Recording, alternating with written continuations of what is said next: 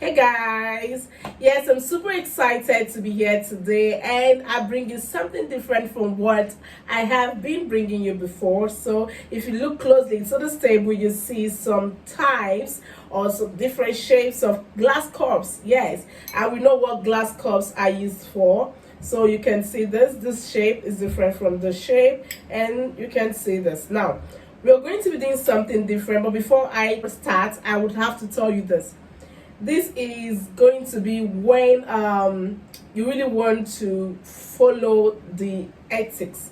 Yes, you know, most times you do things that are like, yes, we know the right thing to do, we know how best to do it, but there's no time to follow all those protocols and procedures, so we just boycott them and we do what we want to do to save time. Yes, so it's not as if we don't know, but I just want us to look at it critically and let me hear your view on this. Which one you feel is not supposed to be so, and which one you feel is supposed to be so. Now, you see these glass cups here, we're going to be marrying them with their type of drinks. When to use this particular one, when to use something of this nature. Like this and this, I can say they are almost the same thing, because I know some people used to have this at home very well. This is easily in everyone's home. Now this one is when you start seeing different types of glass cups like this, you know that this person is probably a liquor type of person. When you see this kind of glass cups and every other funny shapes of glass cup in such person's house, you will know such person is a liquor person. So but on the normal, you have this kind of glass cups for your visitors. Yes, so and we have this one. Can see this one. This is quite different from what I presented, so you can see. So when are we, and we have this small one. Yes, so this is the usual, what do you call it? Okay, we'll call it shots, and we'll take two shots, something like this. Now we would look at when to use this and when not to. Like I said, it's just my own way of bringing you what it's supposed to how it's supposed to go, but it's not as if you have to push away what you've been used to doing. Please, it's not. So a lot of us, even me talking to you, sometimes I can just like, well, she is just fine, I'll go and get a rubber cup because it's closer to me. All these ones, we keep it in a particular area, a secluded part of the house, so children don't get there to break it, or visitors, or it doesn't just fall and break. So that's why before you start thinking of going to that area to go and bring the cup out, your time, your energy, everything, you just want, okay, let me just make do with any rubber cup I have. So that's just what happens, and for that reason we're going to look at it in a civilized setting. Let's look at how it goes. Now this particular one, let's start with this one. You can see, like I said, these two kind of, for me, are almost the same thing. Yes, now if you want, when do we use this, when do we use this, when do we use this? If you have this, if you don't have this, yes, when do we use this? First and foremost, I would say that when you have something like your wines, I'm not using the general term wine, I'm talking of your red wines. When you have something like your champagnes, your sparkling wines, yes, sparkling wines, red wines, you can go for this. Now when you have people in the house and maybe they come visiting, or you have a show, yes, and you want to serve people sparkling drinks or champagnes, I think one of my videos I tried to clarify something, that sparkling drinks and champagnes to me are almost like the same thing, especially when it has to do with the alcoholic version.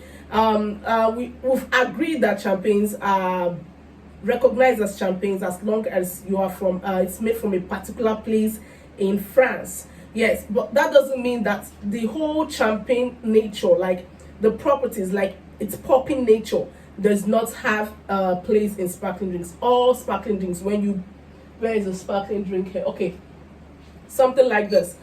Now this is a sparkling drink, and I can also call it a champagne. Now in just general terms, I'm not looking at the civilized aspect of it, because we've been told many times, a lot of wine researchers discover that if it is not from Champagne City in France, then it can be called champagne. But I just refuse to agree to that. That's because it doesn't mean that other cities or other countries can make something even more better than what is in the Champagne city. It's just that they've made their name, and this kind of first name, first possession, or first whatever, they were able to break forth quickly before other countries could discover the best way. So now this to me is a sparkling drink, and also you can call it a champagne. Why do I want to call this a champagne?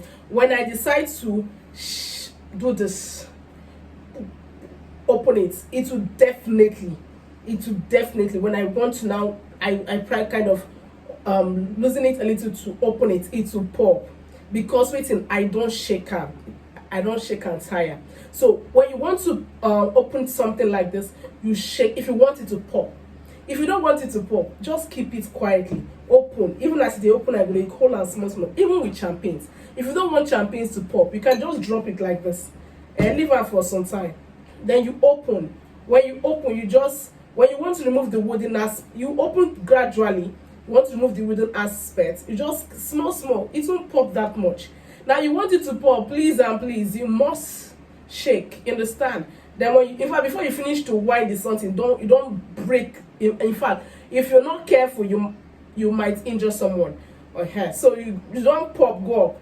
So that's just it. So this kind of popping nature of drinks, you can easily use with this type of glass cups.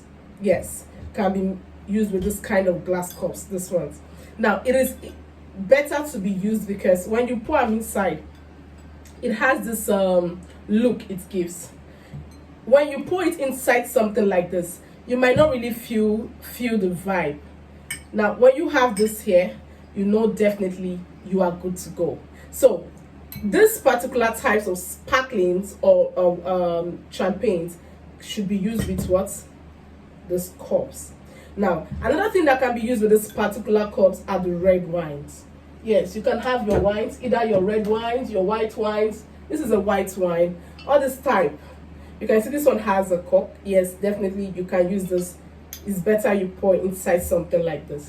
Your red wine, your white wine, your rose wine, as long as it's wine, red, white, rose. So this is when I suggest this particular one. So I'm so happy I brought this your way, and I'm sure a lot of us that really want to follow protocols and like, okay, this is how it has been stereotyped, no problem, let's go with it.